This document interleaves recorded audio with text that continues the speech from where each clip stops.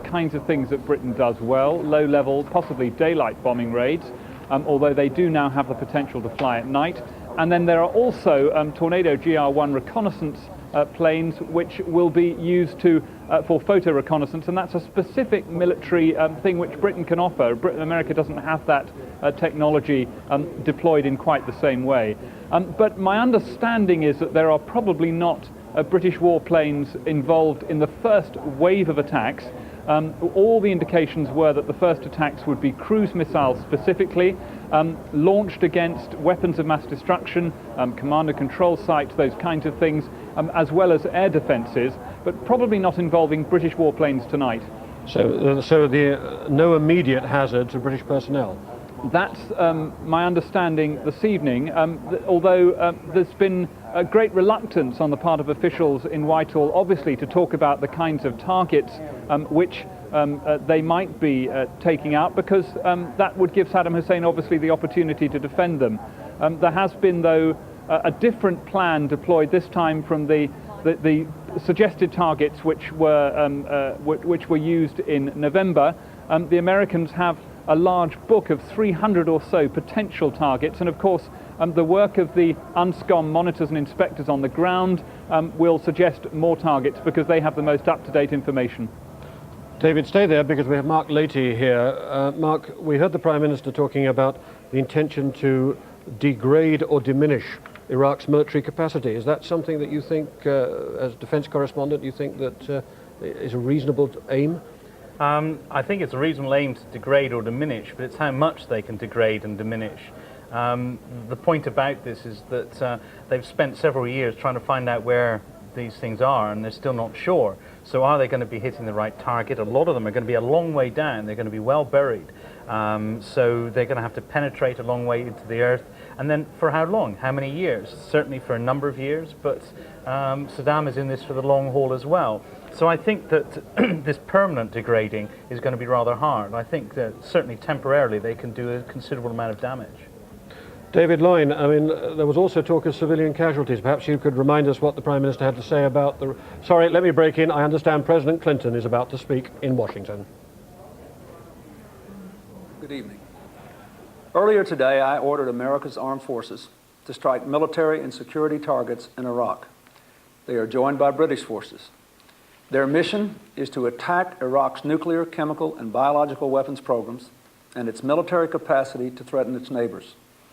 Their purpose is to protect the national interest of the United States and indeed the interests of people throughout the Middle East and around the world.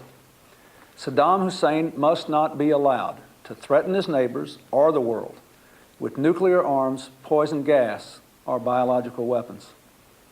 I want to explain why I have decided, with the unanimous recommendation of my national security team, to use force in Iraq, why we have acted now, and what we aim to accomplish. 6 weeks ago, Saddam Hussein announced that he would no longer cooperate with the United Nations weapons inspectors, called UNSCOM. They're highly professional experts from dozens of countries. Their job is to oversee the elimination of Iraq's capability to retain, create, and use weapons of mass destruction, and to verify that Iraq does not attempt to rebuild that capability. The inspectors undertook this mission first 7.5 years ago, at the end of the Gulf War, when Iraq agreed to declare and destroy its arsenal as a condition of the ceasefire. The international community had good reason to set this requirement. Other countries possess weapons of mass destruction and ballistic missiles. With Saddam, there's one big difference.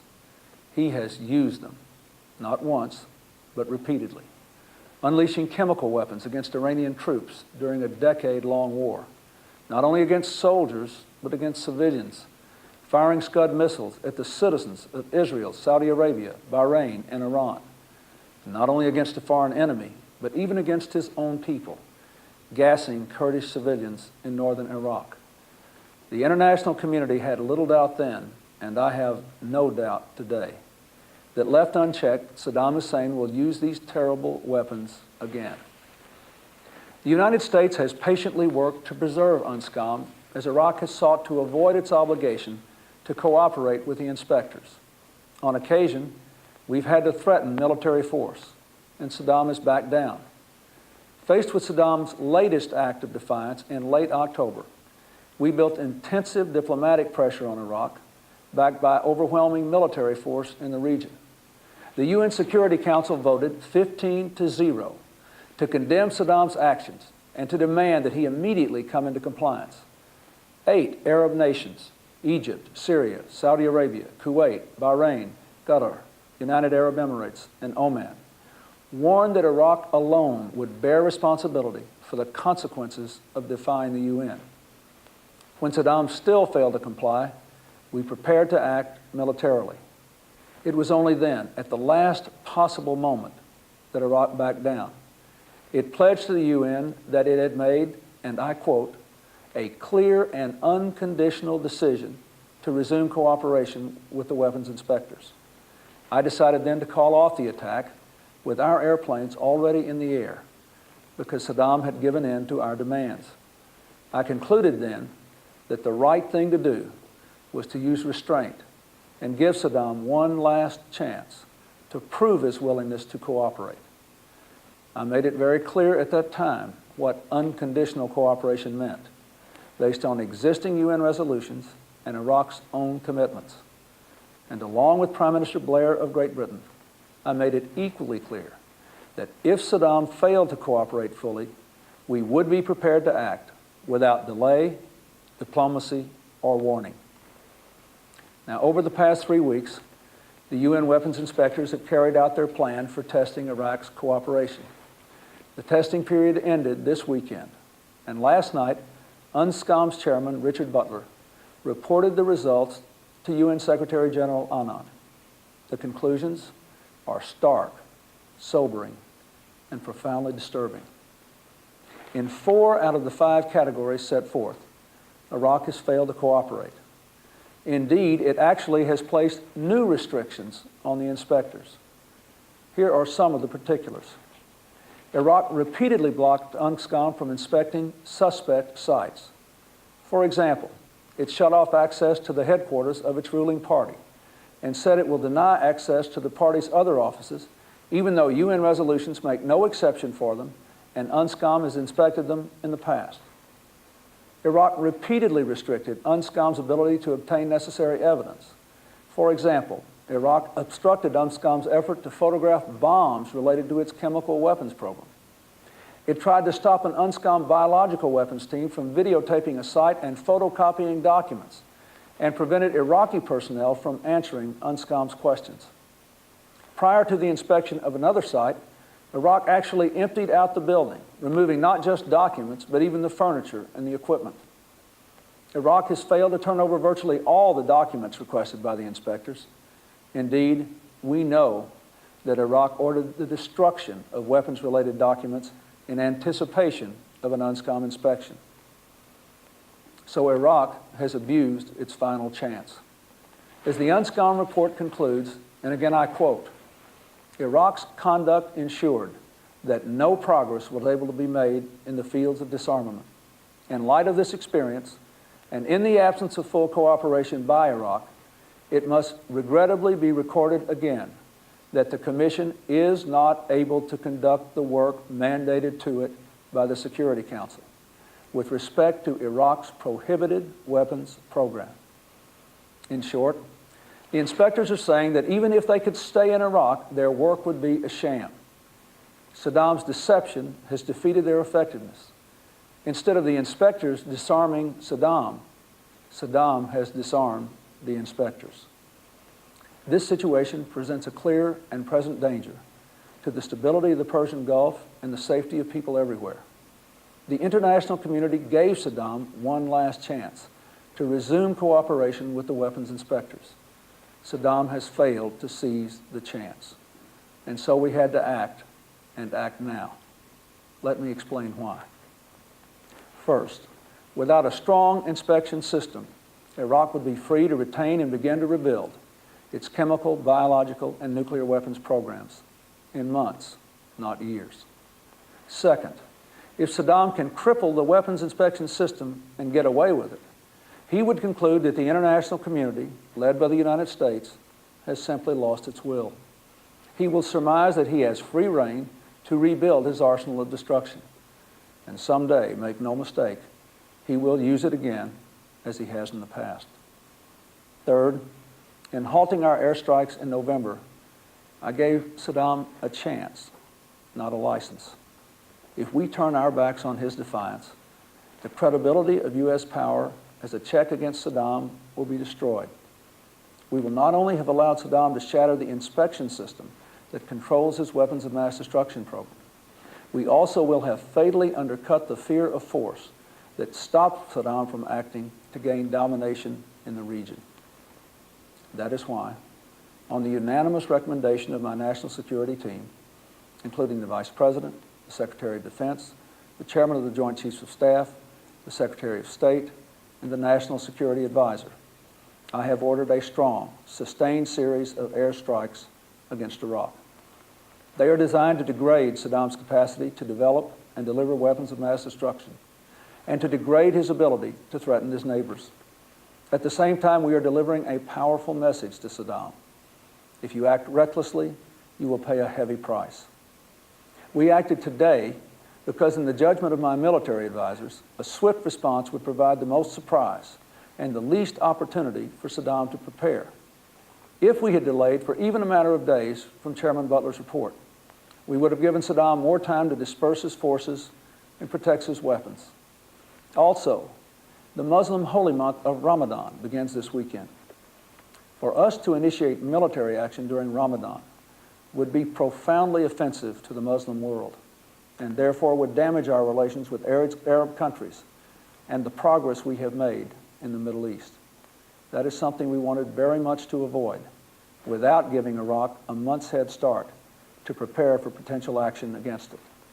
Finally, our allies, including Prime Minister Tony Blair of Great Britain, concurred that now is the time to strike.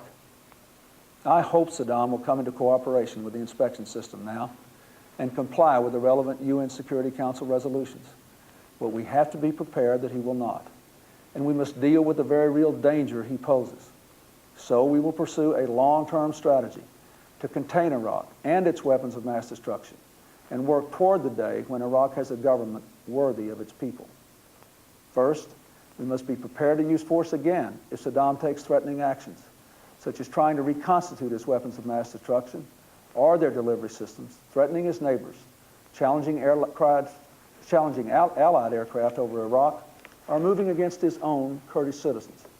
The credible threat to use force, and when necessary, the actual use of force, is the surest way to contain Saddam's weapons of mass destruction program, curtail his aggression, and prevent another Gulf War. Second, so long as Iraq remains out of compliance, we will work with the international community to maintain and enforce economic sanctions. Sanctions have cost Saddam more than $120 billion, resources that would have been used to rebuild his military. The sanction system allows Iraq to sell oil for food, for medicine, for other humanitarian supplies for the Iraqi people. We have no quarrel with them. But without the sanctions, we would see the oil for food program become oil for tanks, resulting in a greater threat to Iraq's neighbors and less food for its people. The hard fact is that so long as Saddam remains in power, he threatens the well-being of his people, the peace of his region, the security of the world. The best way to end that threat, once and for all, is with a new Iraqi government, a government ready to live in peace with its neighbors, a government that respects the rights of its people. Bringing change in Baghdad will take time and effort. We will strengthen our engagement with the full range of Iraqi opposition forces and work with them effectively and prudently. The decision to use force is never cost-free. Whenever American forces are placed in harm's way, we risk the loss of life. And while our strikes are focused on Iraq's military capabilities, there will be unintended Iraqi casualties. Indeed, in the past, Saddam has intentionally placed Iraqi civilians in harm's way in a cynical bid to sway international opinion. We must be prepared for these realities. At the same time, Saddam should have absolutely no doubt. If he lashes out at his neighbors, we will respond forcefully. Heavy as they are, The cost of action must be weighed against the price of inaction. If Saddam defies the world and we fail to respond, we will face a far greater threat in the future. Saddam will strike again at his neighbors. He will make war on his own people. And mark my words, he will develop weapons of mass destruction. He will deploy them, and he will use them. Because we're acting today, it is less likely that we will face these dangers in the future. Let me close by addressing one other issue.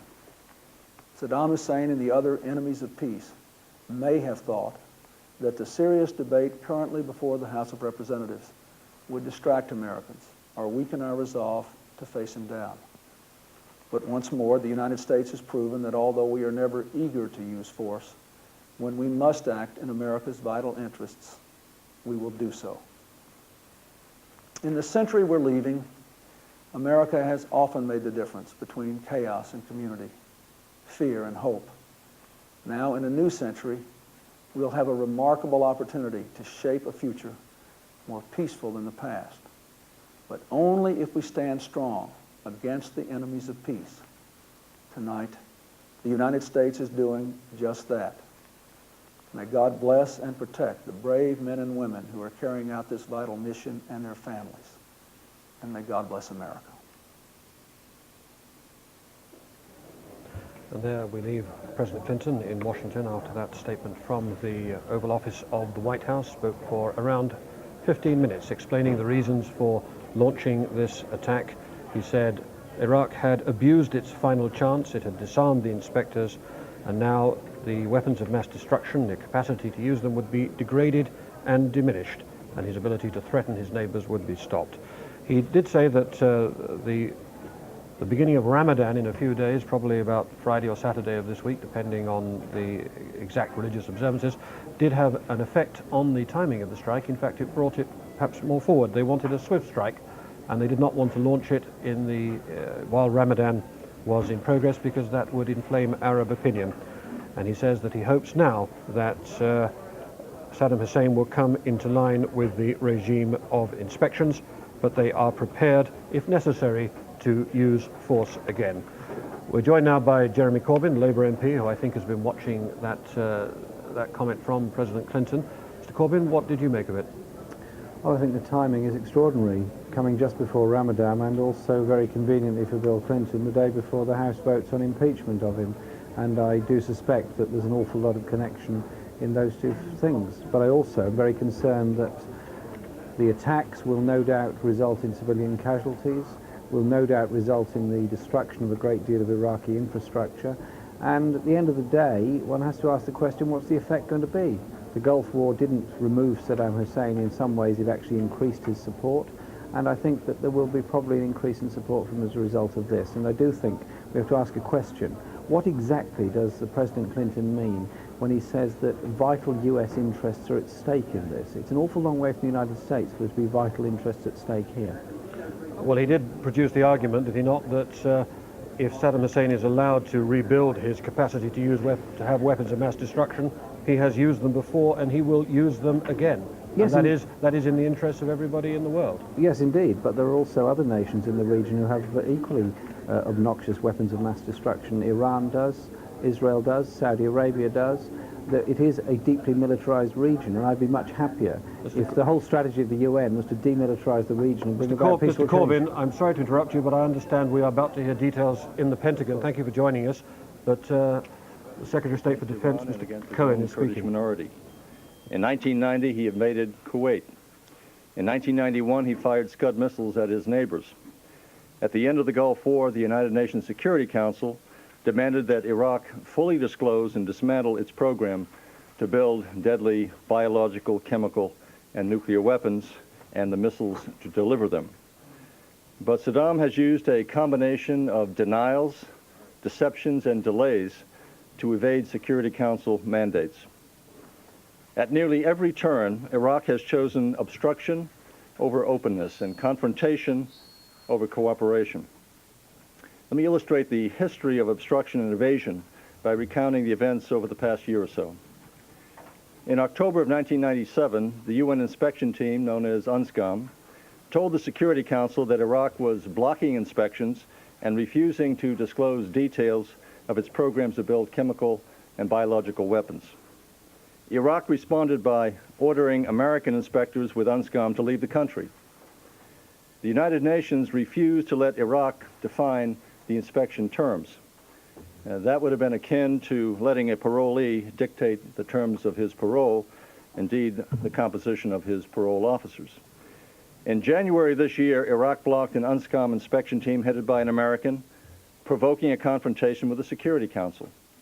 The United States and many other nations responded by building up our forces in the Gulf. And faced with the threat of a military strike, Iraq reached an agreement with UN Secretary General Kofi Annan that the Iraqi government made a commitment to allow UNSCOM inspectors to return and to conduct unfettered inspections. But once again, Iraq refused to abide by its own agreement, and in August, Iraq announced that it was stopping inspections, but would allow passive monitoring of weapon sites to continue. In October, it halted the monitoring. The United Nations and Arab countries condemned Iraq's refusal to cooperate with the United Nations. And faced with such a blatant obstruction, the United States and Great Britain, with the support of many of our allies, prepared for military action. And then on November 14th, just minutes before a planned strike, Iraq said it was prepared to cooperate unconditionally with UNSCOM. On November 15th, President Clinton listed 5 benchmarks that Iraq must meet. He said that Iraq must resolve all outstanding issues with UNSCOM, 2, give the inspectors unfettered access to inspect and monitor all sites they chose without restriction or qualification, 3, turn over all relevant documents, 4, accept all weapons of mass destruction related UN Security Council resolutions, and 5, not interfere with the independence and professional expertise of the UNSCOM inspectors. By December, it was clear that Iraq once again was refusing to live up to its obligations. And then yesterday, in his report to the United Nations Secretary General, Ambassador Butler, the head of UNSCOM, concluded, and I quote, "Iraq did not provide the full cooperation it promised on 14th November 1998 and initiated new forms of restrictions upon the Commission's work." And then as a result, Ambassador Butler said, "In light of the absence of full cooperation, it must regrettably be recorded again that the Commission is not able to conduct the substantive disarmament work mandated to it by the Security Council." This is not a matter of diplomatic nicety or detail. Iraq has followed a planned, systematic pattern of obstruction and delay. Saddam Hussein wants to force the international community to allow him to keep his deadly chemical and biological weapons and to wiggle out from under the economic sanctions that the Security Council has imposed on him. Despite 7 years of efforts to halt Iraq's weapons of mass destruction programs, the UN inspectors believe that Iraq could quickly develop and use deadly chemical and biological weapons. And despite the appeals from the UN Security Council and the Arab world, Iraq has once again refused to reverse its course. Iraq has spurned the UN, it has spurned diplomacy, it has spurned all reasonable efforts to resolve this crisis peacefully. And faced with Iraq's outright refusal to obey its international obligations, the United States acted to restrict the threat that Iraq poses to its neighbors and to international order. The world knows that it cannot trust Saddam Hussein. The world also knows that it can trust the United States. A month ago, President Clinton said, quote, "Until we see complete compliance, we will remain vigilant, we will keep up the pressure, and we will be ready to act." Well, we have acted. We did not use force lightly. We did not do so today. But Iraq has exhausted patience. It has exhausted all options but the use of force. The United States and the world community cannot allow Iraq to brazenly break its promises, just as it could not allow Iraq to bully its neighbors back in 1990.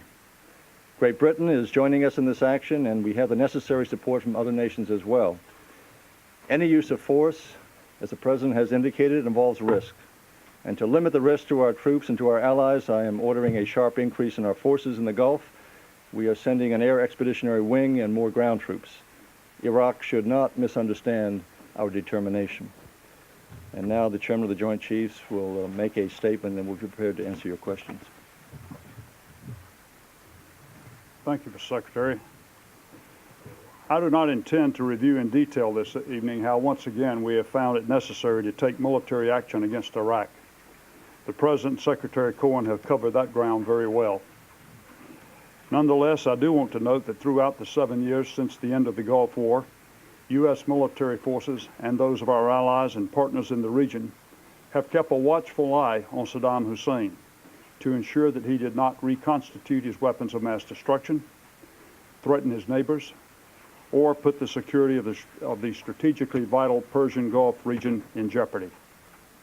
We also watched as Saddam Hussein relentlessly and shamelessly lied about his remaining chemical and biological weapons capabilities, as he denied UNSCOM inspectors access to information they needed to do their jobs, and as he thumbed his nose at the United Nations and the international community's efforts to ensure that he honored his commitments. The time for watching has ended.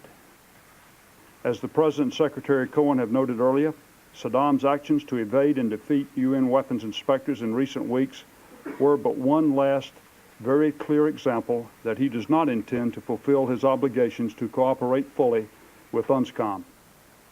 So today we commenced a military operation, Operation Desert Fox, that includes American and British forces to carry out military strikes aimed at degrading the very capabilities that Saddam has tried to preserve. The operation employs U.S. Navy aircraft flying from the decks of the USS Enterprise, U.S. Air Force and Royal Air Force aircraft operating from land bases in the region, and Tomahawk cruise missiles launched from U.S. Navy ships at sea and United States Air Force B-52s. We're also in the process of deploying additional U.S. military forces to Southwest Asia, to the U.S. Central Command's area of operation, to bolster our already substantial military presence in the Gulf region, as Secretary Cohen mentioned. Elements of the crisis response force that we created last spring are also moving to the region. We have some fact sheets for you on the major elements of the crisis response force, but most of you are familiar with the major pieces. An air expeditionary wing of approximately 36 combat aircraft, including fighters, bombers, and anti-air defense aircraft, the F-117 stealth aircraft, an additional aircraft carrier, the USS Carl Vinson, and the other ships of its battle group, which will arrive the day after tomorrow, and elements of a division-ready brigade to reinforce our troops already on the ground in Kuwait as a part of exercise intrinsic action. And of course, there are numerous logistic and support units, including refueling and reconnaissance aircraft and ground support elements that will also be deployed. Deploying this crisis response force will provide our theater commander, General Zinni, with additional flexibility and will allow us to increase the intensity and tempo of our strike operations if that is necessary. Because operations in the region are still ongoing, it would be inappropriate for me at this time to provide the specific numbers and types of cruise missiles launched thus far, the number of aircraft sorties flown, or other actions that are carried out or will be carried out. The ongoing nature of the operations also means that I cannot share with you at this time any specific information about the targets we have struck or those that we plan to strike, or any assessment of the damage done so far. I know that you and the American people are keenly interested in this information, and I assure you that we will make every effort to provide you and the American people with more detail at the appropriate time. Before I close, and the Secretary and I take your questions, I'd like to take a moment to note that all of you can be proud of the men and women of our armed forces, those that are on duty around the world, selflessly carrying out dangerous and difficult missions, whether it's flying in harm's way in the Gulf, deterring aggression in the demilitarized zone in Korea, or preserving the peace in Bosnia.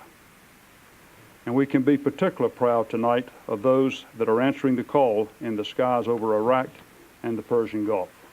Thank you. Now we'll take your questions. Mr. Secretary, I wonder if I might ask Mr. Secretary, the President said that these will be a sustained series of strikes. Could you tell us how long you expect them to last, over a period of days, several days? And could any statement or promise be made by Iraq that could cut these strikes short or stop them? Well, I won't get into any specific timetable other than to say we intend to carry the mission out until such time as we accomplish our set goals. And I mentioned those in my opening comments, that we would degrade his capacity to threaten his neighbors and his capacity to deliver weapons of mass destruction, as well as manufacture them. Those are our goals. We will continue the operation until that is complete to our satisfaction, at least. Do you expect that might go into Ramadan? Could that go into Ramadan? I wouldn't want to set any time frame. The President indicated that he was sensitive to the issue about Ramadan and that we'd not begin an operation in Ramadan. We're aware of that holy period for the Islamic people. But we intend to carry out our mission how long it takes. Mr. Secretary, do you have any information yet about potential loss of life, either American forces or Iraqis involved here? As of the most recent notice we received, there have been no American casualties at this time. We're not in a position to calculate any casualties on the Iraqi side. Mr. Secretary, can you tell us when the strike began, sir, when it actually began, and also either you or General Shelton, if you will, in an operation such as this has been planned in the past, the idea was to use cruise missiles, both Tomahawks and Calcams from the B-52s, to soften up air defenses and then go in with manned aircraft. Apparently, according to General Shelton, this was not the case here. They were done in concert. Can you tell us why that was done? But when did the strike actually begin, sir? The strike began approximately at 5 o'clock Eastern Standard Time. And the chairman can comment in terms of the composition of our forces. I will not get into any discussion in terms of what forces will be used on any given day. We have a complement of forces that are designed to carry out the objectives of the mission.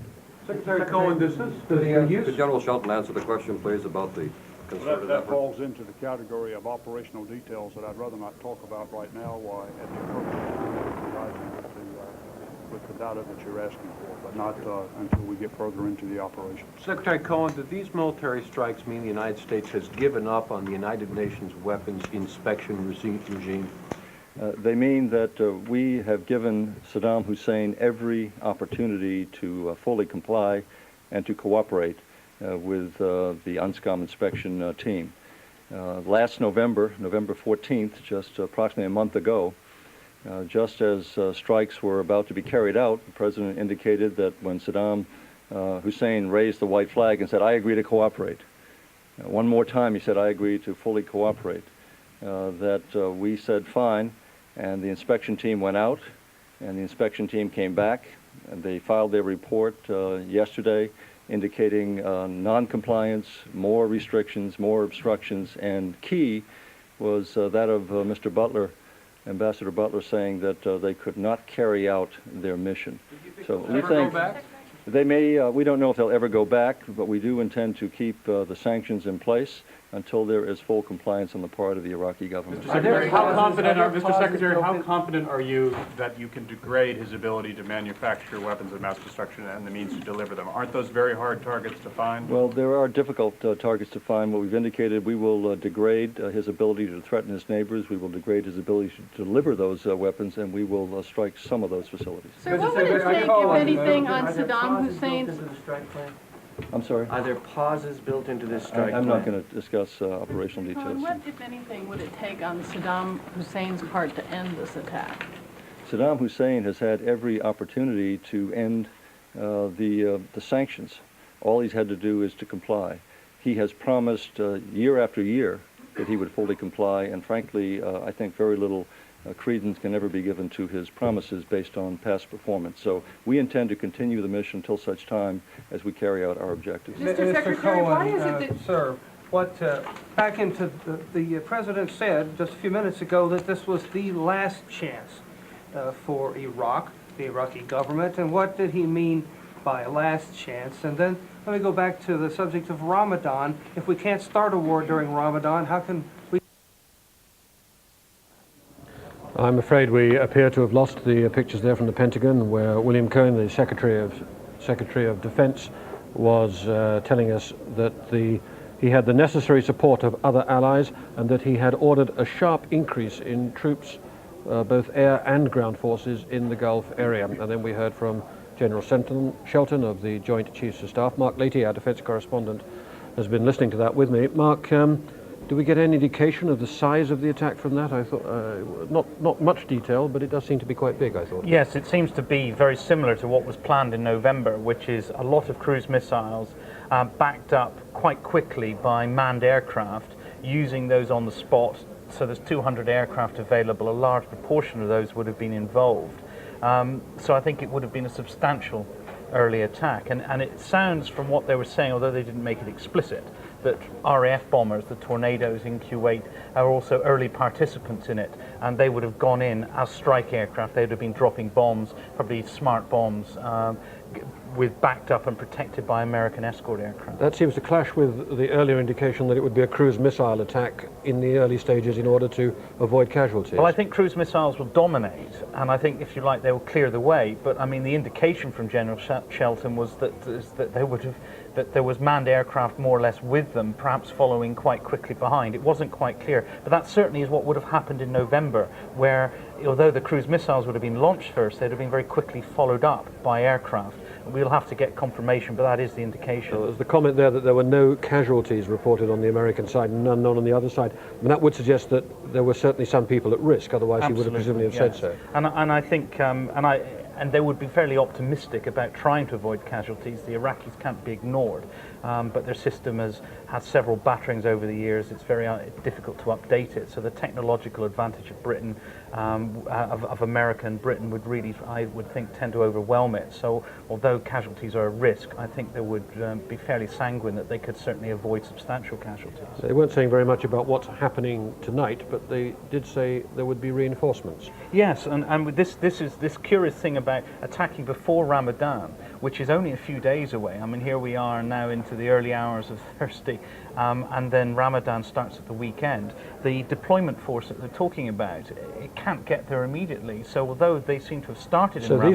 So these are not, I mean, forgive me, you were talking to me earlier today and telling me that they already had extra forces on the way there. These are additional extra forces. He was talking about deploying really an air expeditionary force of 36 aircraft, including stealth aircraft, and talking about aircraft being moved to the theatres. They've got a lot of aircraft there. They've got an aircraft carrier which is arriving almost imminently within 2 days, and then these seem to be other US Air Force aircraft which will be following in. So although they made quite a deal about making sure they had to attack before Ramadan, it's unclear to me that they're going to stop before Ramadan. I think they could carry into it, and it's certainly open-ended. I mean, they did not say they were going to finish before Ramadan. They just said that they felt they had to start before Ramadan. I think that's a question which is yet to be clarified. Right. I mean, I was about just to press you a little on it and wonder if you got the impression, because they were, if to some extent they were leaving their options open. I mean, I think what would persuade them to stop before Ramadan, other than a military plan that said they didn't need to go beyond it? I think that's the only thing that will. I think what they've said is we have to achieve this, and they'll be doing their battle damage assessments as fast as they can, saying, have we hit the targets? I think they've set themselves a military goal of saying these targets must be destroyed, we must achieve this. And I think the impression I got very definitely was they were going to say, once we've achieved those goals, we will stop.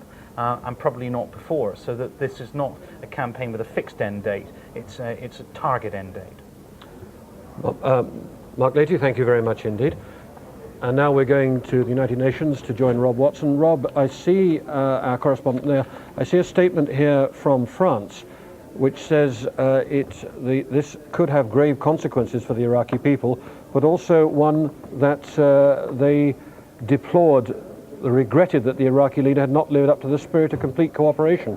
Now, I hope I'm not stealing your thunder, but it sounds like that France is on board for this attack, that it is willing to go along with America.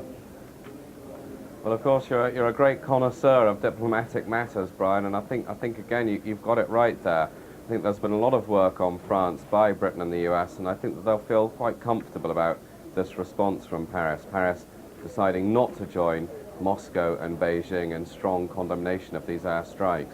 What are the others saying? I mean, I saw that there was a Security Council meeting earlier. That has broken up, I think, now? Absolutely, and in quite a dramatic manner, really, as it was the most modern moment of drama that they knew that the airstrikes were happening. It was a meeting behind closed doors as all their mobile phones started ringing simultaneously. At that point, apparently, Russia's ambassador to the UN, Sergei Lavrov, who's very much against the strikes, looked at Mr. Butler and said, So your reporters played its part, has had its role. It's a quite Shakespearean kind of denouncement in front of everybody else. Absolutely, and I don't think there's any doubt that Russia and China have come out saying that they are against airstrikes. I think they've probably got 4 or 5 strong allies on the Security Council, so pretty much split evenly, maybe more in favour of the US and Britain's position. But I also get the sense, really, that to some extent Russia, China and Iraq's other friends were really resigned to this. They knew it was coming, and while they don't like it, I'm not sure that they're going to make that much of a fuss. Forgive me, there was a kind of absence, was there not, of serious complaint earlier in the day. It was almost tokenism, the way the Russians called a Security Council meeting, but didn't really have anything to put in front of it.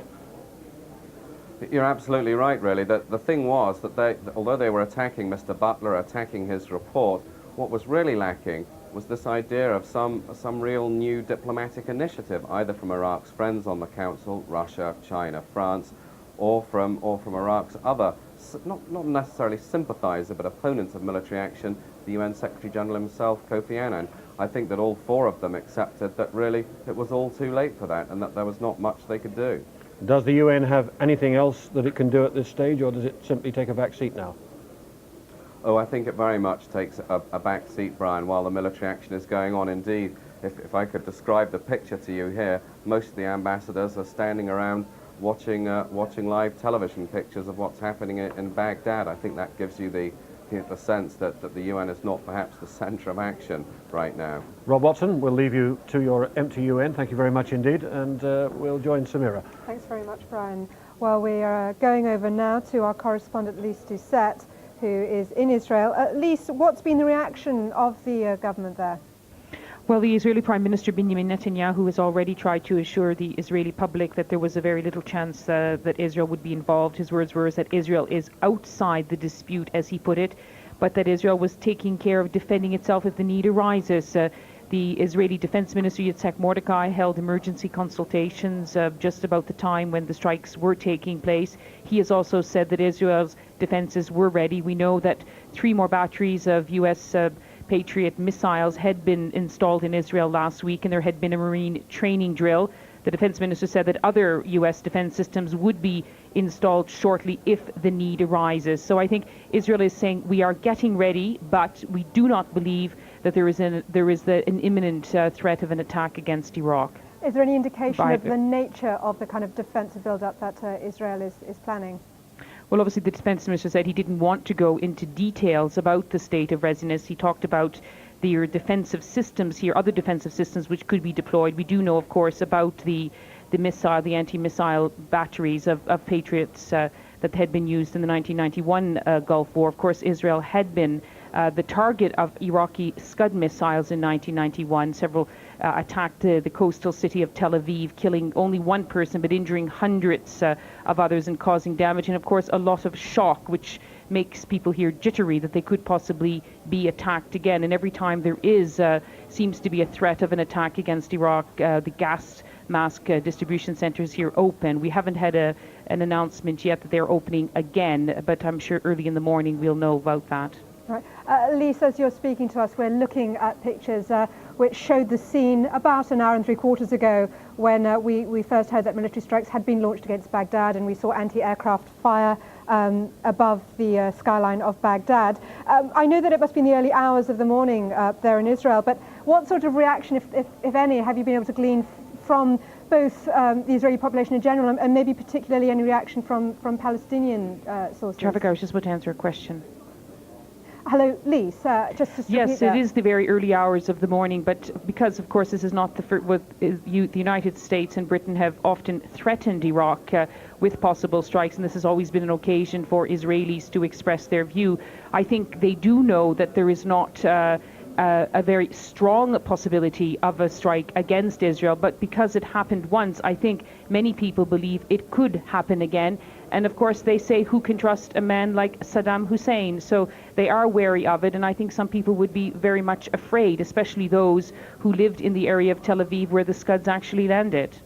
And just one other question, Lyse. So one thing President Clinton made a big deal of was not wanting to launch a strike in at the beginning of Ramadan. Any sense of whether this will make a difference to Palestinians, to Muslim yes, people of course, generally? because the Palestinians are quite another issue. There's strong support for Saddam Hussein among the Palestinians, and in fact it caused great anger in Israel when the Scud missiles were flying into Israel and some Palestinians were seen to be celebrating. I think this year Palestinian officials made it clear that they would not be backing Saddam Hussein in the case of any strike against Iraq, but I think among the ordinary people, certainly we have seen whenever there is any tension, posters of Saddam Hussein appearing in places like the Gaza Strip because they regard him as a great Arab leader. Lyse, as you were saying earlier, obviously at the moment it's the early hours of the morning. Here we can see live pictures of the scene over Baghdad where everything appears to be very calm, rather different from the scenes we saw about an hour and a half ago when we saw anti-aircraft fire apparently being fired in anticipation of military action. As you seem to be implying, Israel generally lives in a state of alert and has in the past faced the whole threat of attack from Iraq. Is it just a matter now of waiting and seeing? Is the government just going to play it very, very coolly and wait? I think they will, certainly in the eyes of the public, they will want to play it coolly lest they cause further nervousness, and that is not a good thing to make the public even more jittery.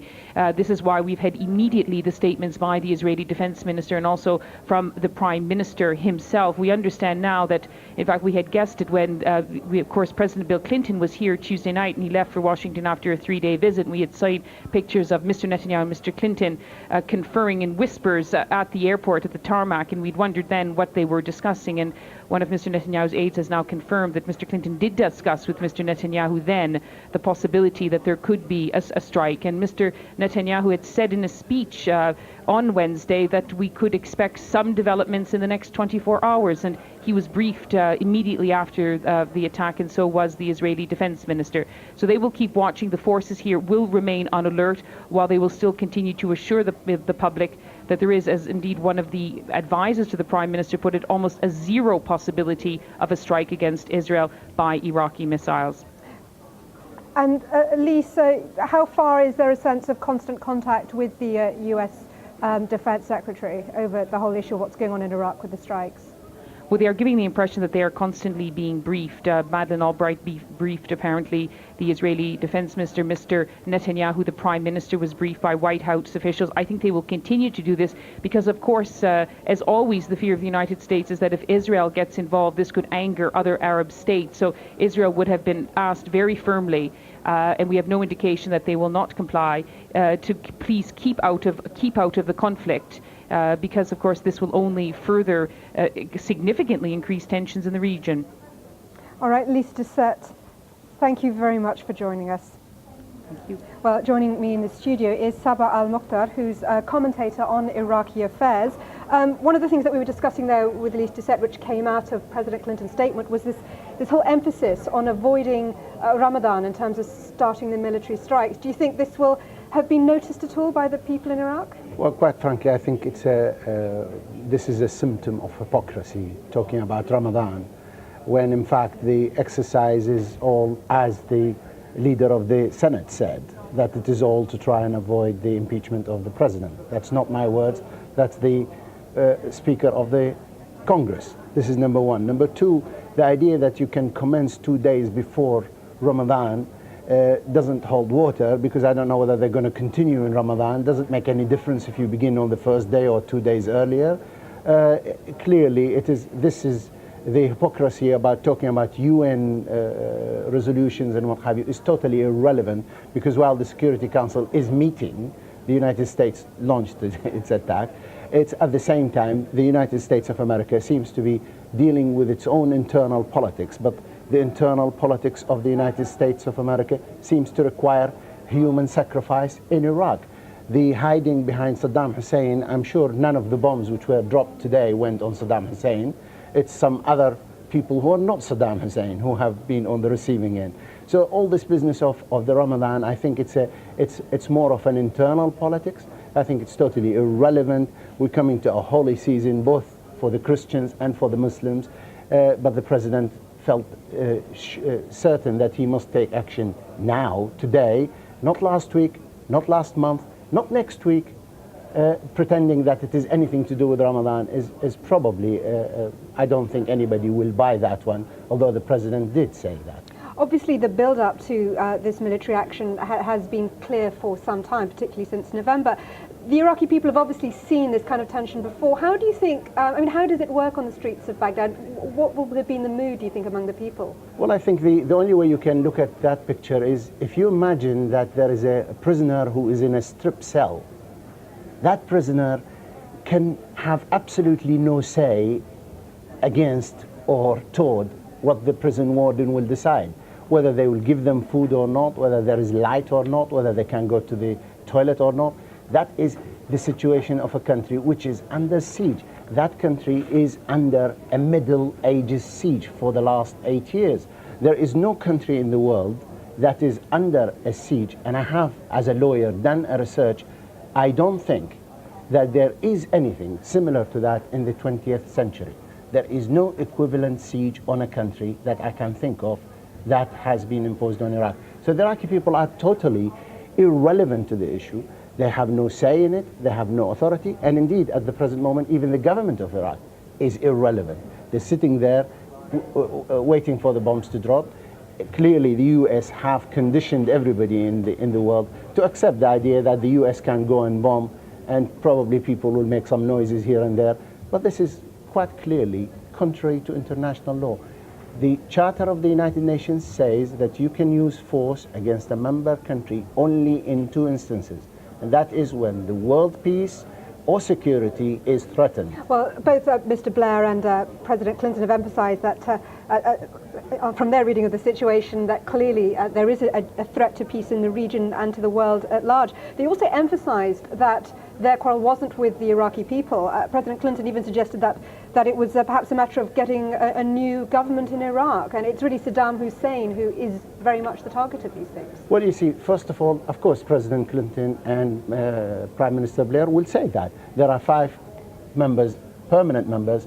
3 of them are saying differently, and the other members are saying also differently. That's number one.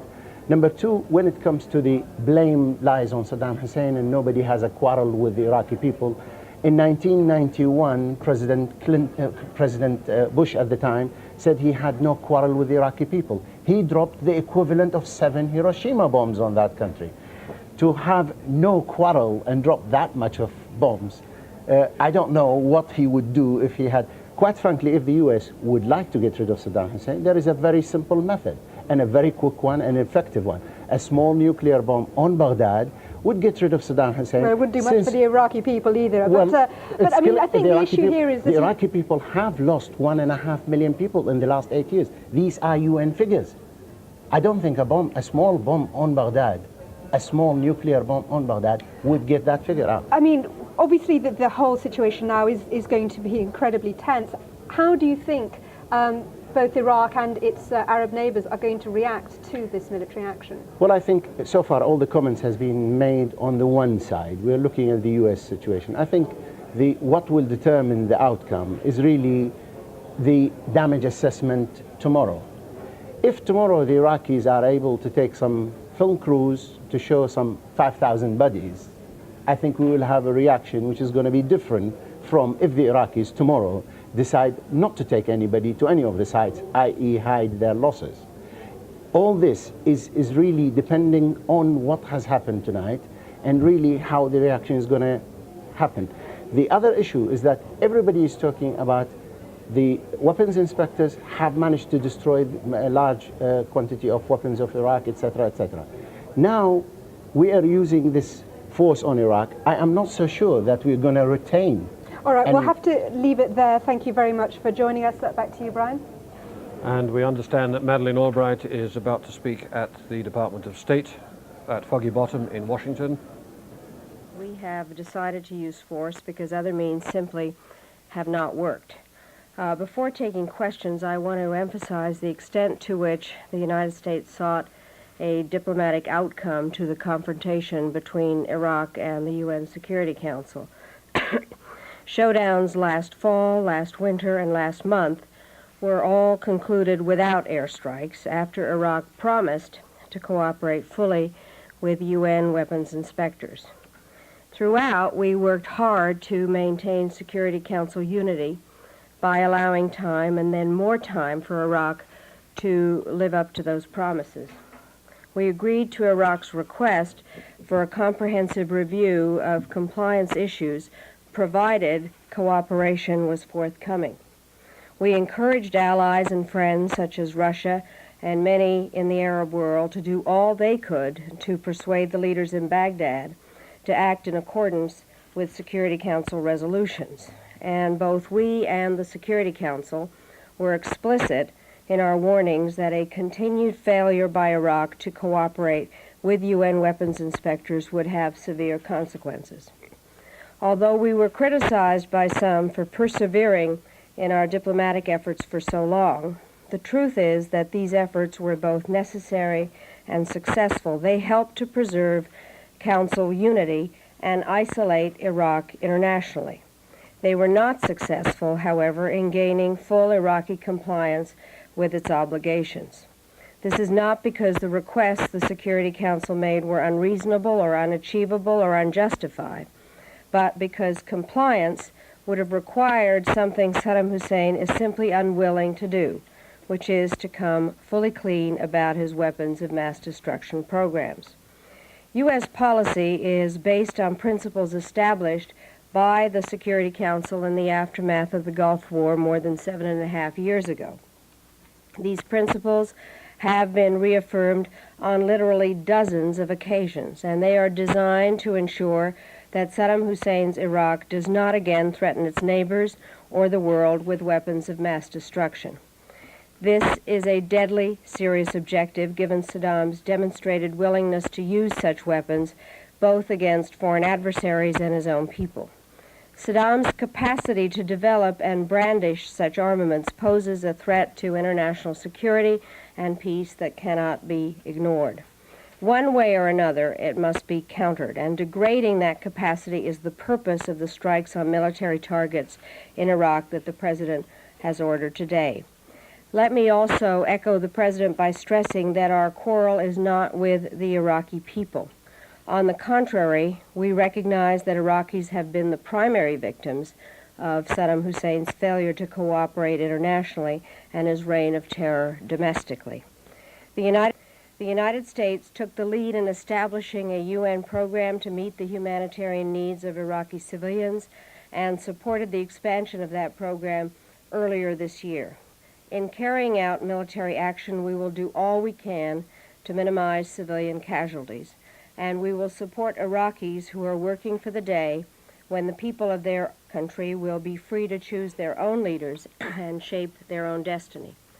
During the course of the day, I have consulted by phone with more than a dozen of my counterparts, and I found broad understanding about the goals of our action because those goals have long had widespread support within the international community. In closing, let me emphasize again that the United States did not go looking for this fight. As the United States chief diplomat, I can tell you that we exhausted every diplomatic approach and every possibility. Month after month, we have given Iraq chance after chance to move from confrontation to cooperation, and we have explored and exhausted every diplomatic option. We will see now whether force can persuade Iraq's misguided leaders to reverse course and to accept, at long last, the need to abide by the rule of law and the will of the world. And I'd be happy to take your question. Secretary, if this operation doesn't succeed in getting rid of Saddam Hussein, how can you expect that an Iraq that has been hit before, after all, will not continue to defy UN weapons inspections? And by the way, what about the notion of getting rid of him? We've just got a note from Helms and Lugar, a fairly broad range of senators, saying that our policy should be, the U.S. policy should be to get rid of him. But mainly I'm asking, if you hit him again, how does that somehow enhance the prospects of him finally cooperating with the UN? Well, I think that clearly it is a very strong message, and what our main desire here is to get compliance from him. As the President has said, however, we are very concerned about his ability to reconstitute and deliver his weapons of mass destruction, and to have an ability to continue to threaten his neighbors. And so this serious and sustained military action is not designed to get Saddam Hussein, but to degrade his abilities in the areas of weapons of mass destruction and his ability to threaten his neighbors. You've heard from Secretary Cohen, but I think that the point here is that we want Saddam Hussein to comply.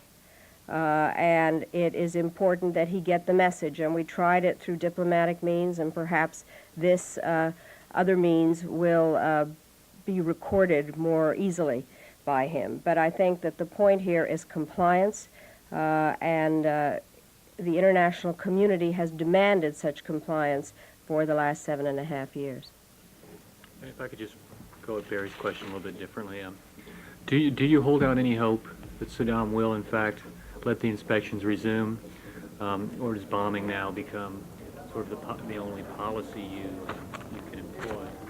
Well, we'll leave that there because we're going to take a short break, and then we will put ourselves and join listeners in BBC One as well.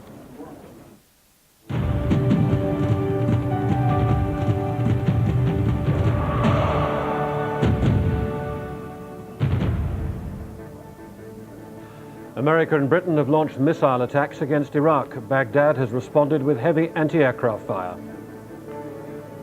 Hello, you're watching BBC News. I'm Brian Hanrahan. Tony Blair said Britain said the attack was aimed at Saddam Hussein and not the Iraqi people. He accused the Iraqi leader of breaking a serial breaker of promises. At the White House, President Clinton said he'd taken the decision to strike after the UN weapons inspector's report. He said the best way to end the Iraqi threat was to remove Saddam Hussein's government.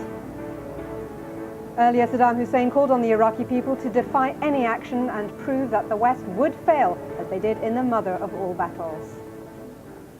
Welcome to the BBC special coverage of tonight's military action against Iraq. At 10 o'clock, American and British forces launched airstrikes in an operation codenamed Desert Fox. Live cameras showed the skies above Baghdad alight with anti-aircraft fire. Tony Blair and President Bill Clinton both confirmed within an hour that they had launched airstrikes. They said the decision was in response to Saddam Hussein's continued obstruction of United Nations weapons inspectors. The United Nations Security Council had earlier met in full session to discuss the crisis. The French and Russian governments have both voiced their opposition to the use of military force against Baghdad.